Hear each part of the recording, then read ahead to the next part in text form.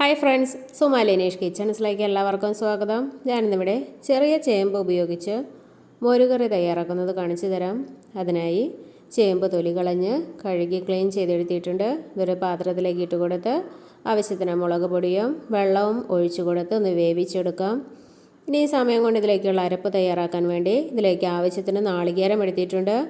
കുറച്ച് നല്ല ജീരകവും വെളുത്തുള്ളിയും ചുവന്നുള്ളിയും പച്ചമുളകും മോരും ഒഴിച്ച് അരച്ചെടുത്ത് വേവിച്ച് ചേമ്പിലേക്ക് ഒഴിച്ച് മിക്സിയുടെ ജാറും കഴുകി കുറച്ച് വെള്ളം കൂടിയും ഒഴിച്ച് കുറച്ച് മഞ്ഞൾപ്പൊടിയും ആവശ്യത്തിന് ഉപ്പും ചേർത്ത് നല്ലതുപോലെ ഒന്ന് കുറുകി വരുന്നത് വരെ ഒന്ന് ഇളക്കി കൊടുക്കാം. ഇനി ഒരു പാൻ അടുപ്പത്തേക്ക് വെച്ചതിലേക്ക് ആവശ്യത്തിന് വെളിച്ചെണ്ണ ഒഴിച്ചു കൊടുത്തു. വെളിച്ചെണ്ണ ചൂടായപ്പോൾ കടുകും ഉലുവയും വറ്റൽമുളകും കറിവേപ്പിലയും ഇട്ട് വറുത്തെടുത്ത് ഈ കറിയിലേക്ക് ഒഴിച്ചു കൊടുക്കാം. അപ്പോൾ നമ്മുടെ